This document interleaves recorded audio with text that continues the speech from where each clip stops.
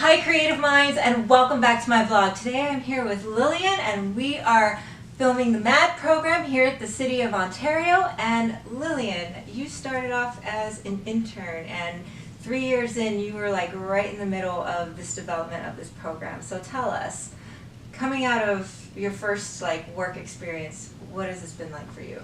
Well, so I was an intern at another company.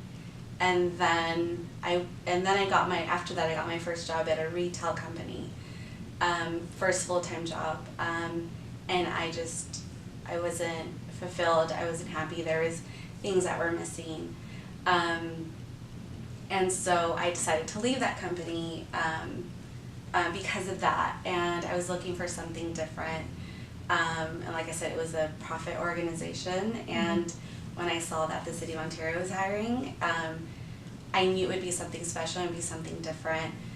So coming here, it was like it exceeded all my expectations of what it was. Little did I know that it wasn't just because I was going to be a public servant, just because it was a nonprofit organization, it was a government entity. The managers, the leadership here really just blew me away, and I knew it was home when I came. Yeah. So as a millennial, are you a millennial? Okay. So as a millennial and this new sense of working from anywhere and the flexibility and work that you love, as this new dynamic starts coming into the workforce, do you see this program as a pioneer of this? Do you see this is the change that the millennials need to be on board with this? I mean, how can we get more millennials ready for this? I think this is exactly what we're looking for. I know we get made fun of, and our parents told us we were special and we could do whatever we want. Are we alluding to someone in particular? but it's true. I mean, that's how we were raised, and our parents were very loyal to their companies, and they just couldn't leave. They didn't want to leave. My dad was so adamant about being where he was at 25 years, even though he hated his managers. And millennials, we're not looking for that. We're looking to love our jobs. We're looking to make a difference in this world. And being a public servant is just there. It's so easy. It's easy for us. And I think this is it's exactly what we're looking for. And it's nice that it's coming to fruition, and I don't have to work so hard to try to change the minds of my managers. They're encouraging us to do that. So I know it's like just build it and they'll come, Yeah. Yeah. Well, I think you're so much more than a public servant. It feels like, or at least here at this program, I feel like the level of, the idea of service is completely different than what a typical public servant would be or servant. Instead of just stamping papers or just helping people, you guys are actually making strides in the community, right? So tell us more about the service that's rewarding to you for the community here. It's about improving the quality of life of everybody. As a public servant, the taxpayers are important, definitely important to me. But it's affecting them, improving their quality of life. The seniors, the kindergartners, my fellow employees, council members, everybody. It's a win-win-win-win-win for everybody. I'm sorry. What else? As a public servant, I just connect to that. It's people to people. I grew up here, so it's important to me, and I'm seeing the city thrive as a whole. And then now that I'm seeing the big picture, there's so much this whole thing here affecting business leaders and business owners. Both of my brothers are business owners here at the City of Ontario, so it's very personal for me because my actual family lives here, and then my friends and my best friends that I grew up with. So yeah, it's so you're right. It's not just about stamping papers and giving, taking payments and stuff like that. It's helping overall with the quality of life for everybody. So your brothers as business owners, what do they think of all this that you guys are doing with MAD? They love it. So your family in the business community, are they incorporating these practices that you guys do, like the people first, live first, work second? Is that part of their business model? Like, do you see it spreading in the small business community? Yeah, definitely. Okay. One of my brothers, he owns a street sweeping company, and so it's like the guys are out there doing. Yeah, it's rough work. Yeah, it's rough labor work. Intensive, yeah. Labor intensive. It's all night because you can't do it in the daytime.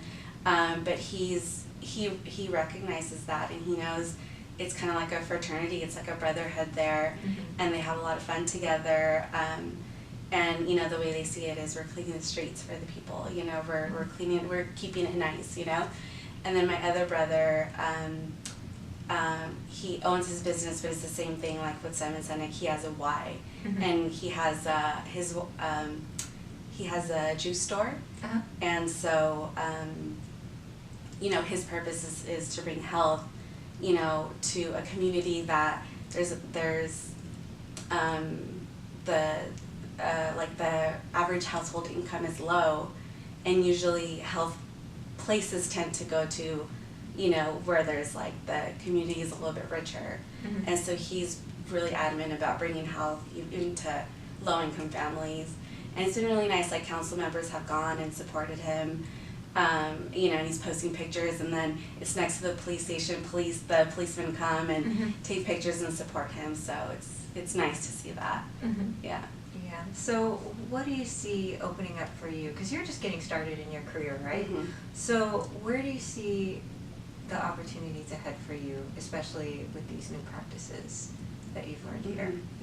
It's so I would love to be city manager one day. I would love to get up there, and so I'm just trying to be a sponge right now and take everything in, grow. That's one of our core values, is to grow, and so it's really nice because our managers really support that. So anytime there's any trainings that we can go to, anything that we can do to learn new concepts, to study more, to, you know, and they're just really like grow, and they are willing to share their experiences and mentor you, or, you know, mentor me. So all that, so right now it's just like this growing process, and I'm taking that all in and seeing what works for me and seeing what leader I want to become. And so there's so many opportunities, and then with internal audit with itself is I work with a lot of different departments, and another core value of ours is building relationships. So, you know, it's people first, right? So building that relationship, and then seeing, oh, maybe there's other places that I can go, you know, into for, you know, when I get promoted, what would be the next step in my career, right? So I think, you know, building the relationships and then growing is what's been helping me to open up those, you know, opportunities. Yeah, and I think you said it also right there. You know, we've lived in the gig economy for a while, and it became a lonely place, and now everything is relationship driven. So I say that we're living in the relationship economy for sure. Yeah. So what has MAD taught you about building relationships? I know people first, obviously, but what was like a big breakthrough that you learned in creating those connections?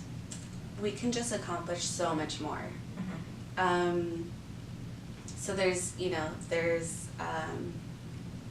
this whole idea of changing the world, you know, doing it by yourself, you just can't, you know, but building those relationships and building strong teams, trust is so important when building relationships. You can just, there's no holding back to what you can accomplish.